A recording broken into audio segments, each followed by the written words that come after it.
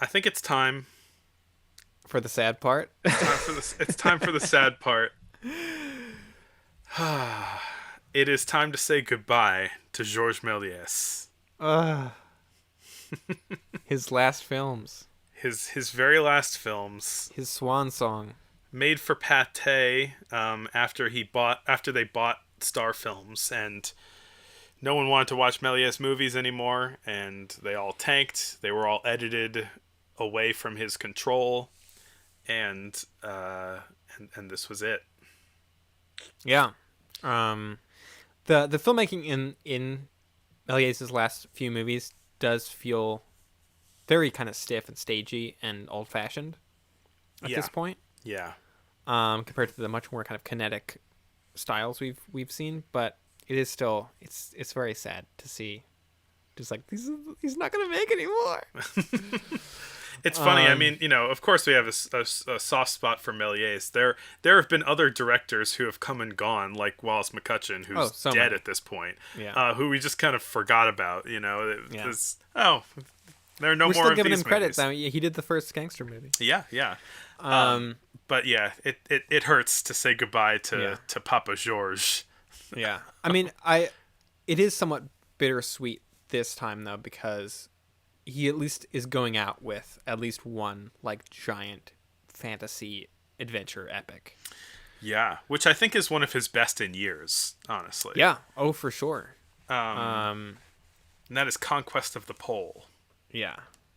And it feels kind of like a return to form a bit because I feel like the last couple years, any movies he's done have been much smaller scale, kind of like trick films or like little, like wizard summons a statue film, you know. Yeah, yeah.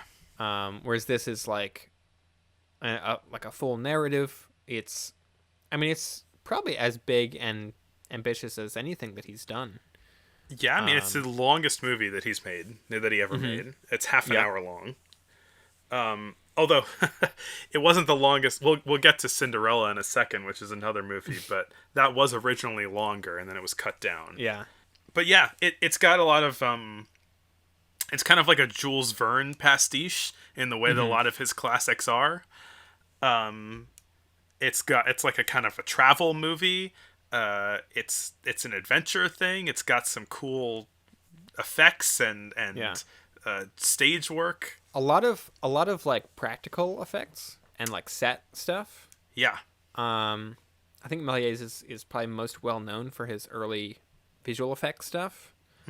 This movie might be the peak of his practical effects because it has the snow giant.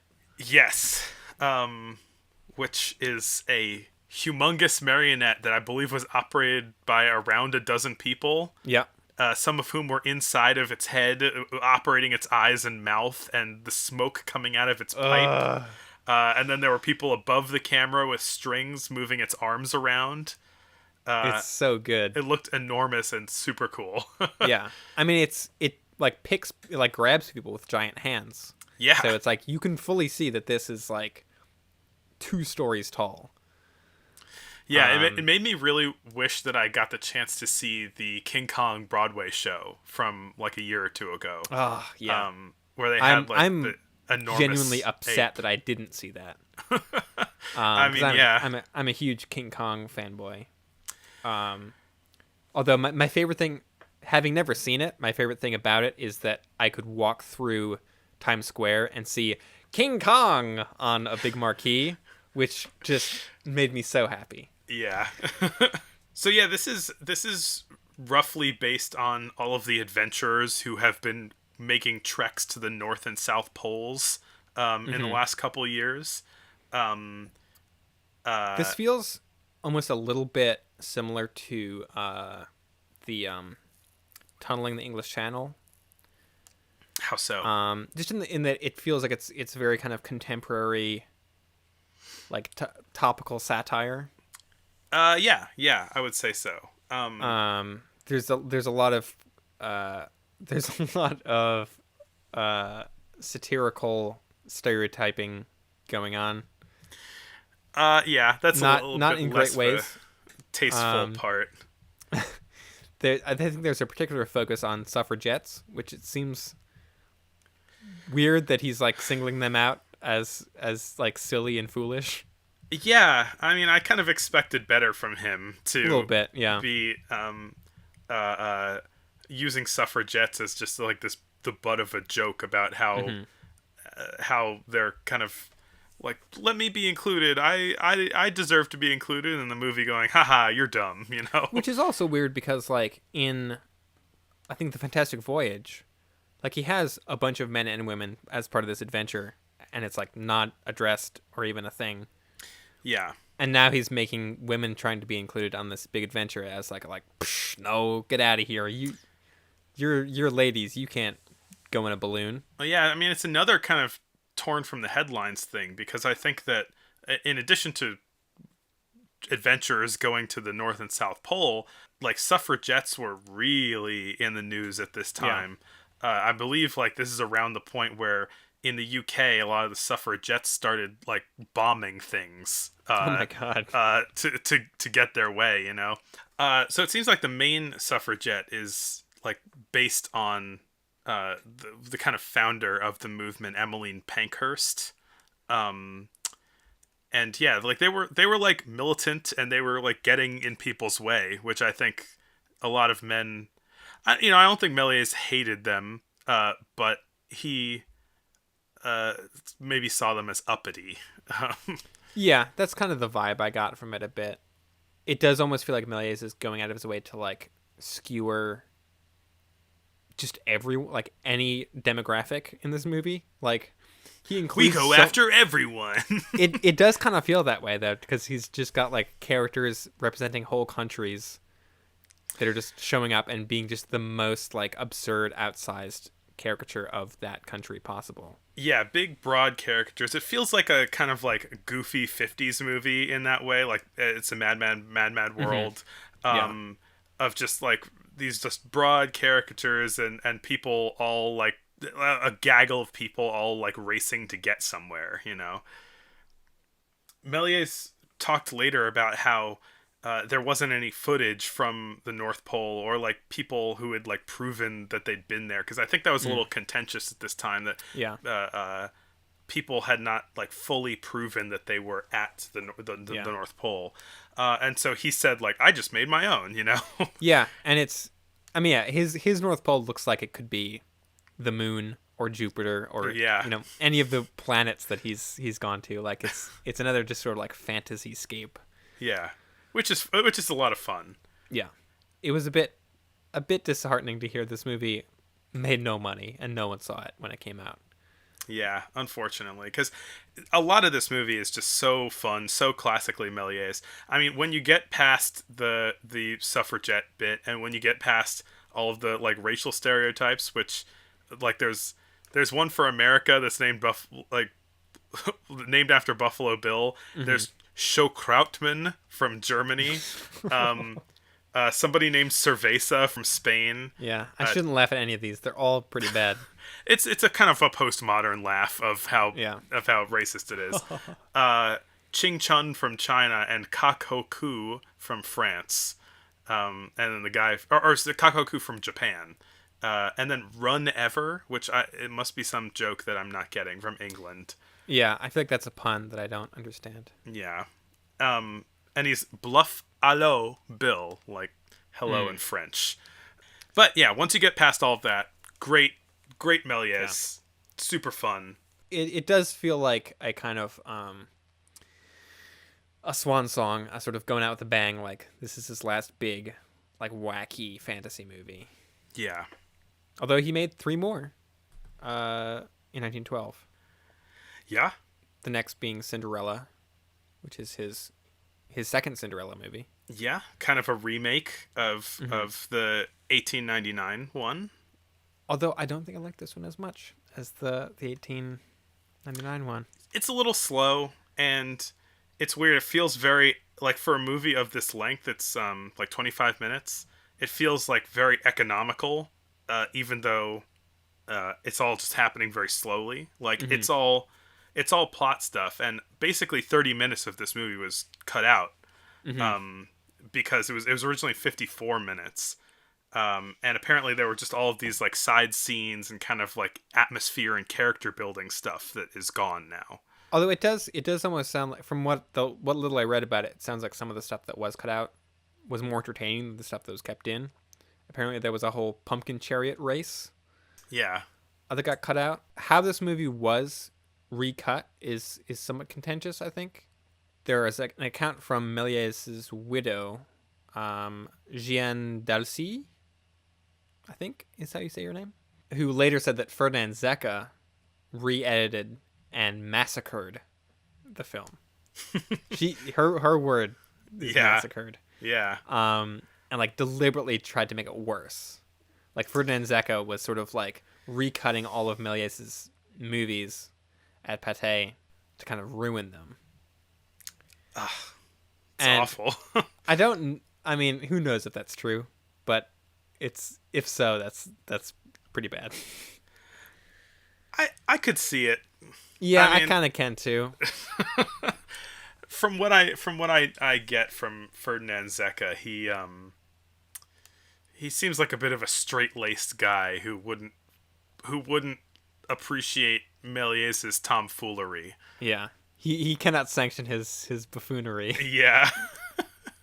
I mean, there is some really good stuff in this, I think. There's a lot of great like costumes and sets, and I The think chariot transformation is really good. yeah. There are like imp children in this one, which I don't remember being Final a thing imps. in Cinderella. Final imps. Yeah, well, and some of the other movies had imps also. oh, okay. The next one also has imps. Well, what do you call it? Conquest of the Pole also had his final moon face, which Right.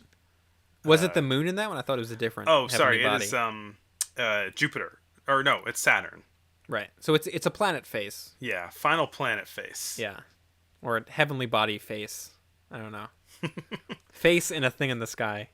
Yeah, Yeah. So the final moon face was last year, 1911. yeah, but yeah, it was all right. Cinderella. It's fine. This is the one that I accidentally watched when we did 1899. Oh, really? And I was like, oh my god, this Yeah. is so crazy, you know? There is a single sort of like medium close-up shot in this one, which I saw somewhere online. It might have been Wikipedia that was Ferdinand Zecca added that in because it's like so abnormal for a Méliès movie. Yeah. There was also some brief like parallel action that was happening with I believe with the clock, and then like cutting back to the room and everything, and there's suspicion that that's also Zecca's influence. Yeah. One of the other final movies that he made that was also recut by Ferdinand Zecca, supposedly, is The Night of the Snows, Yes. which is another fantasy movie, but like not really a fantasy epic, more of a small scale kind of, I don't know how to describe this one in terms of like his oeuvre. It's a little quest thing. It's like a little nightly quest. It's but like much smaller scale than Kingdom of the Fairies or something like that. Yeah. If I'm remembering correctly, this one had a working title that was the same French title as The Witch. And so it does seem like of a somewhat similar scale to The Witch. Yeah. And I think reused some of the props too. I think some of the creatures appear in both. And yeah, this is Méliès getting to play the devil for one last time. Yeah, this is his last Méliès as Satan. And movie. he really choose the scenery as this as this devil. He's like very chummy, like kind of jokingly chummy with the knight, and kind of he plays his. Yeah, there are more imps in this one, of course, because it's the devil. But yeah, the plot of it is kind of the standard fairy tale princess getting kidnapped and then rescued by a heroic knight story. Mm-hmm. But this one has the addition of the main villain is like a jealous human man. yeah, Normally it's like a witch or a monster or some sort, or it's Satan himself. Whereas in this, Satan appears as sort of like the guy who helps the human villain, but then at the end, because the the villain sold his soul, he gets dragged to hell at the end, which is pretty fun. Yeah. Yeah. And the way that he gets in contact with the devil is through an alchemist named Alcofrisbas, which suggests a Méliès cinematic universe. Oh shit! Because we've seen Alcofrisbas before. Oh yeah, I know the MCU, the Méliès cinematic universe. But yeah, Alcofrisbas is neutral because he also helps the good guy. When he approaches the alchemist for help. And one thing that I was wondering that might have been a Zeka thing for this one is that, and which I think is actually good, is that a lot of the scenes end like really percussively in this movie. Like the action is still going in a way when the scene cuts to the next one, which made it feel like feel like it had more energy. But it's definitely not something that I've seen Méliès do anywhere else. Mm-hmm. I mean, yeah, I didn't really notice any big differences in the editing style watching these. I mean, the cut to a close up in Cinderella was probably the one thing that was like, oh, this is different. But yeah, in terms of them being like noticeably different in their editing style, I didn't really pick up on it. I'm sure if I went back and like rewatched them, I might. But yeah. And then the last one. The last film that Méliès ever made. Yeah, this one, it's unclear if it ever was released, actually. Yeah. If it was probably actually released in 1913, not 1912. But it seems almost more likely that it wasn't actually ever released at the time and was only discovered much later. Yeah, and it was all shot in 1912 as well. Mm-hmm. And this is the Voyage of the Bourrichon family, or the Blockhead family. Oh, is that what it means? Yeah. That makes sense. And then, yeah, this is another kind of, it turns, like halfway through, it turns into a haunted hotel movie. Well, kind of, except that, like, the interesting thing is that it's not supernatural. Like I don't think, right? Like, the framing of this is that there's a rich family who is fleeing to escape, like, their debts and taxes and whatever. And, the creditors get in touch with their servants and then just tell the servants to just make their lives hell until they come back. And so there's a lot of just like pranks being played, as is typical in a Méliès film. But even though some of them are using the same effects as in his supernatural movies, it seems like it's all, in the story at least, supposed to be like pranks that their servants are playing. Maybe that's probably right. I mean, I find this one a little bit harder to follow in terms of the plot. Yeah, I thought that they like ran into a haunted hotel and then they had to rob a train on the way back to pay off their debts, but then their house was haunted at the end. Which is probably not the correct reading of it, but that was my takeaway. Yeah, I don't know. I think all the effects in this are things that we've seen before. Mm-hmm. But it is cool to see, again, just like the way that they're integrated into the sets, I think. Yeah, for sure. At the beginning of this one, I was a little... I was getting like a little bored at the beginning of this one, and I wrote down, was this one Miguel? Manuel, you mean? Oh, sorry, Manuel, yeah. The mysterious Manuel. But, yeah, I don't know. Yeah. There's some cool like cross-section sets. There's the when they're on the train, both leaving and coming back to their home. There's the cool like sort of multiple train compartments on a single sort of cross-section set. But yeah, this one it's the last one, but there's not really a lot that feels very special about it. Yeah, let's just consider his last one to be Conquest of the Pole, and then that one is certainly the Méliès swan song. Yeah, for sure.